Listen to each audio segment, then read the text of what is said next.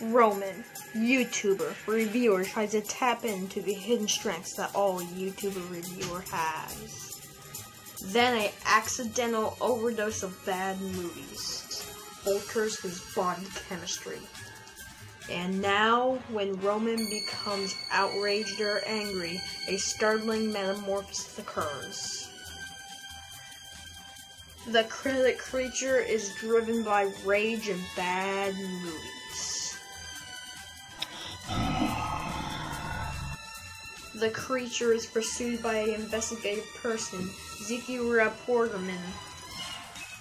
Ziki, don't make me outraged. You wouldn't like me when outraged.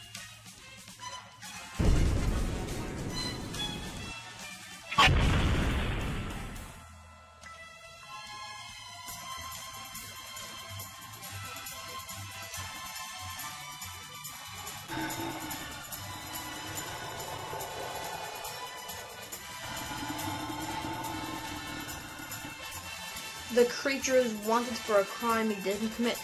A crime that he cannot prove that he or the creature did not commit. It must stay that way until he controls the raging spirit inside of him.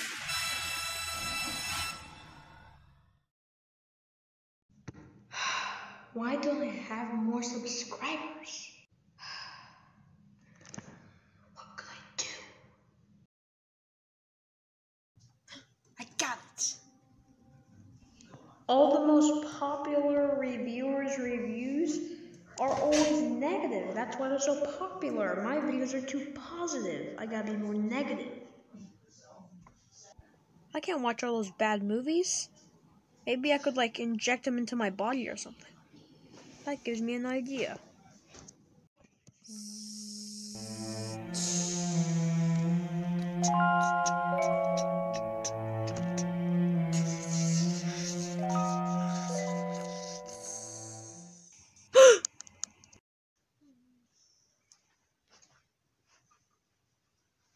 Hello.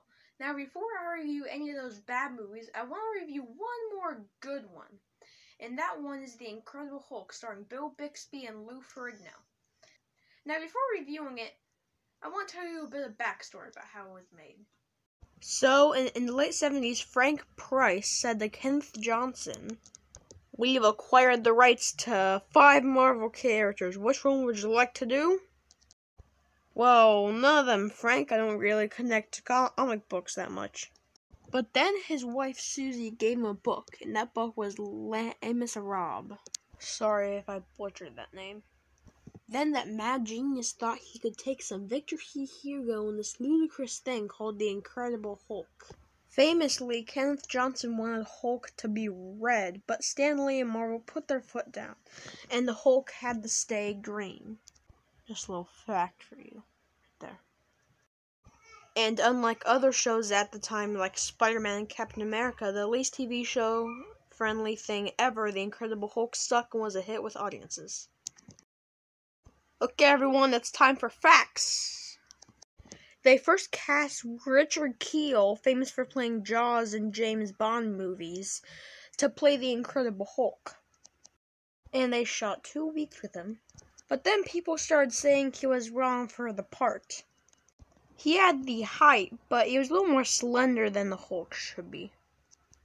Hulk never actually punched anyone or any living thing on the show. Always pushing people, throwing.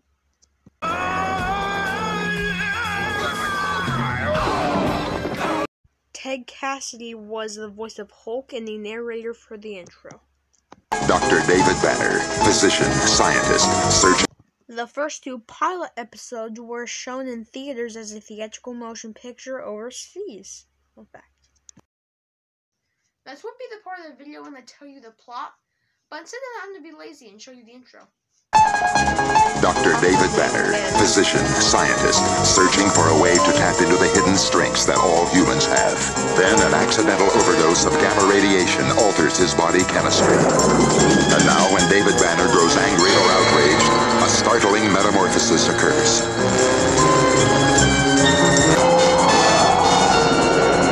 The creature is driven by rage and pursued by an investigative reporter. Mr. McGee, don't make me angry. You wouldn't like me when I'm angry. is wanted for a murder he didn't commit. David Banner is believed to be dead, and he must let the world think that he is dead until he can find a way to control the raging spirit that dwells within him. So that's the plot. But do you know what it's time for?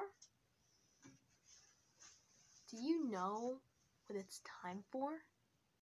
3 Incredible Hulk episodes you gotta watch in season 1. Watch 7-4-47, the first 2 pilot episodes, and the one in Las Vegas. Okay, enough goofing around. Let's talk about the show itself.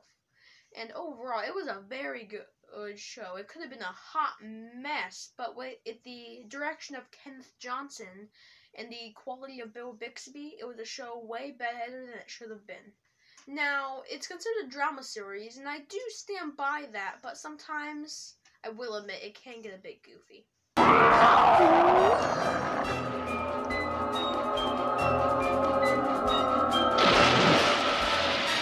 Okay, now all jokes aside, the casting was awesome, with the perfect casting of Bill Bixby as Dr. David Banner and Lou Ferrigno as the Incredible Hulk. At the time, I can't think of anyone else than Bill Bixby as the lead and Lou Ferrigno as the Incredible Hulk. And of course, I can't forget Jack McGee, and he's really good. It's always good to have one other recurring face in shows like this.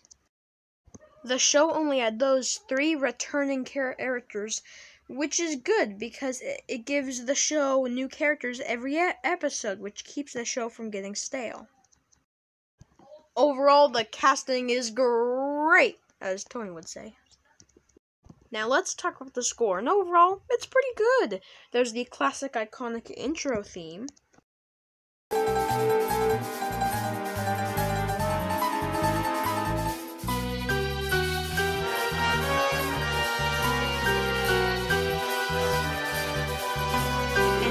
The saddest superhero song ever.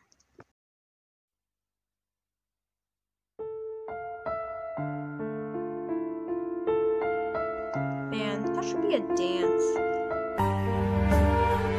You know what? I kind of take that back. So overall, the soundtrack is very good. Now, there is a lot more music in the show, but I'm not going to get into those today.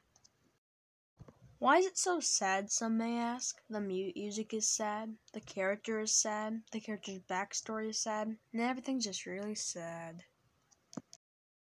Okay, now let's talk about some changes to the source material. Like the Hulk not talking.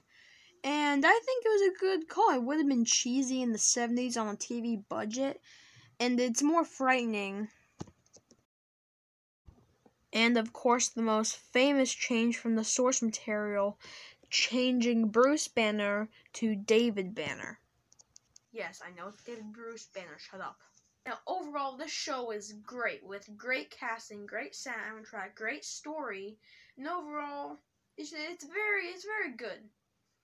And at least check out the first 2 pilot episodes. If you like those, you'll like the series. Man, well, that was a surprisingly good show. I wonder what else on the review. Let's see.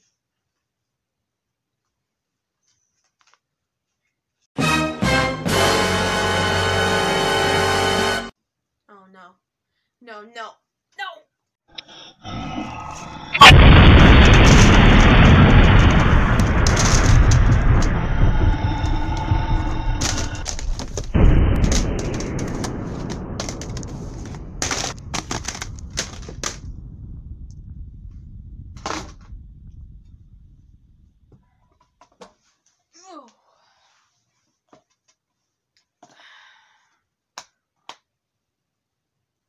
Oh, good bye-bye. That's weird. What? Any ugly thing yesterday?